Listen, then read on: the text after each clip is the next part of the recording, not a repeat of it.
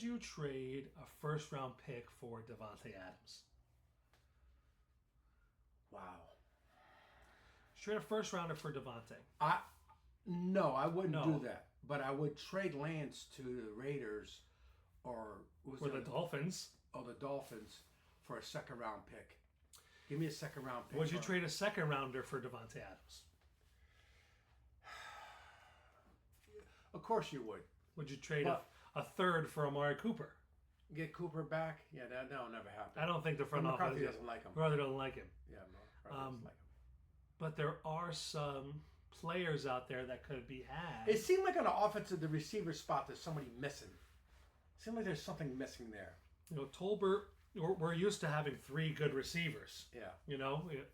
We're used to having Amari and Michael Gallup when he was young and healthy and good, and CD Lamb. We're used to having that third receiver who's there.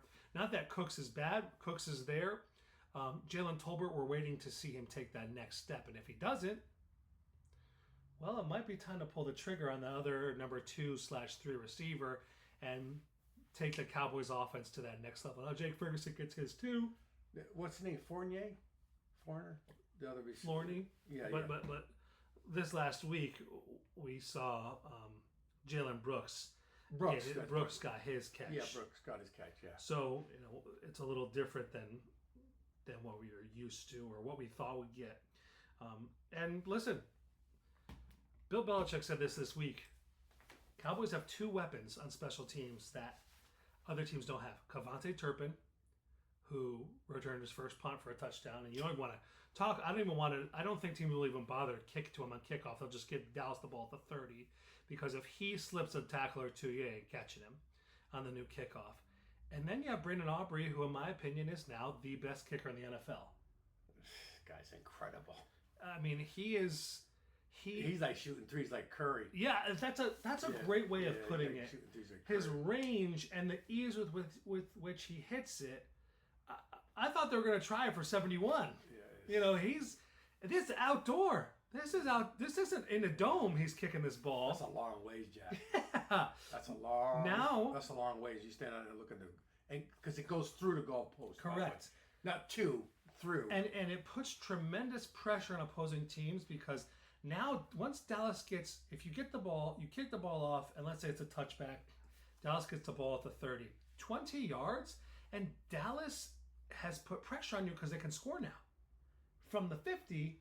Yeah, he shoots threes. Right. If you get to the 45, he shoots threes. They're in field goal range, and they're just putting up points after points after points. And you say, okay, it's touchdowns, that's what wins your games. Don't get me wrong, I hear that. Yeah. But if I can get 13 points instead of 7, right, I'll take that. If I get to the 40, well, I don't feel any type of problem at all with a 53-yard field goal or whatever it is, 57-yarder. A 57-yarder for him, I'm okay, we got it. Let's go. You get just over midfield and you're already in field goal range. You already put tremendous pressure on the defense, because it just adds up. And if he's putting 3 field goals on just from that far range, those extra 9 points a game, even 6 points a game, that's the difference. If you're adding, you can win the game from there. Right, and that's a great point too. You can win the game from there. You get to midfield. Yeah, you can win the Super Bowl from there. Listen, if they got to the 50-yard line and had to kick a 67-yarder, I would not be like, there's no way. I would be like, it's possible. So, that is that. What else you got? Well, listen, it's one game at a time. I'll be there Thanksgiving Day, Giants game. Me and Mommy are going. We're going to go hang out there. Maybe we'll run into some people. It'll be nice to run into little people. Not saying anything. But... All right. The Red Sox are 21-30. Baseball season's over with. You suck. I'm going up there in September. Yeah. It was over for them. So. Yeah. Anything else before we close up this episode? Back to wrap up. No, I'm into college football, though. I've been watching college football. It's a good college football season. Yeah, I've been watching college football. I think the Notre Dame guy's in trouble. Yeah, they're lucky they won that first game, because they could be 0-2 in big trouble. He's in trouble. Yeah, in trouble. Yeah. We gotta. I saw that game against Northern Iowa. It was Illinois. Yeah, it was disgraceful. Division I. Notre Dame's problem has not been for the last 20 years. Has not been recruiting. Ty Willingham did a great job recruiting, right? They've been able to recruit. Brian Kelly has been a great recruiter. Even Charlie Weiss was a great recruiter. It's coaching the guys up. I like Ty Willingham, though. He was awesome. Yeah, he was awesome. He was a great Yeah, he go, of course. But it's about coaching these guys. Charlie Weiss is a good guy, too. He was a villain. But there's something about coaching up your players, and that's where the college game is at. Can you coach up your players? How did Marvin Harrison do his first game? He had 4 yards. Really? Now, in one of those last plays, he's flagging down Kyler Murray's wide open. I saw that, yeah. I didn't get it to him. Now, part of that's coverage and part of that's play. But that's one game. You got to get him the ball more. He's your best option. Yeah, a lot of the quarterbacks did lousy. The rookie quarterbacks. Weird week one. Kirk Cousins played like trash. Yeah, it was bizarre about that one. But Caleb Williams. What I've realized too is there's a lot of schemes that don't fit the players. Everyone talked all offseason about Derrick Henry going to the Ravens. The Ravens thrive in a shotgun formation with Lamar. Derrick Henry does not thrive in a shotgun formation. So now Lamar's playing under center and having to go into his drop. And one of his weaknesses is as a traditional passing quarterback. That's not his strength.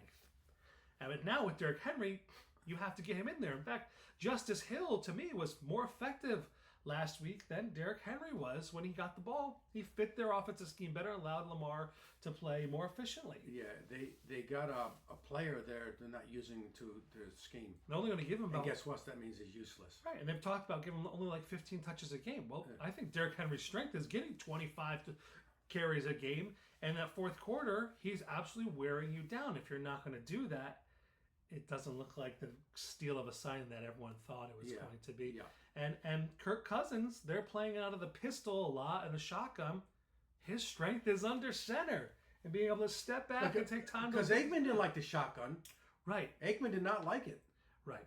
And that's the reality of the situation. So there's a lot of curious play. Like you were just saying, Caleb Williams, 96 yards. He's going to be in for a devil of a fight this week against the Houston Texans. Ooh, doggy. He might be crying in the stands again because it's going to be a long day. He's going to be painting his fingernails a different color after that game. Because they're lucky they won that game. Yes. That moron quarterback flipping the ball up. Will Levis. You got to be kidding me. Unbelievable. There's some horrible. The coach is probably... Coach is looking at the sign going, what did he just do? We lost the game. Yeah, and that and a special teams touchdown. That's what block punt. That's what won the Bears the game. I don't think they're repeating that week 2. And that offense is not going to be... They've never had a 4,000 Where's Bill Belichick going next year? Because he's going to go somewhere. New York Football Giants. They're not keeping Dable. There might be a 4-win team this year. Might. If they don't beat the Commanders this week, they're 4 wins at best this year. They'll beat the Panthers. They might beat the Commanders later. The Giants are going to beat the Cowboys or the Eagles one game this year if they can't beat the Commanders this week. And do you even trust them to beat the Commanders? I think Jones plays good against the Redskins. Yeah, maybe he can, but I'd say 50-50 at this point because Dan Quinn's running the defense now. Oh, please just change your name back. Wait. Oh, ridiculous. Anyway. Sorry. Anything else? Anything else before we go? Want to shout out anybody or anything? Who I want to shout out to? Can't think of anybody right now. All right.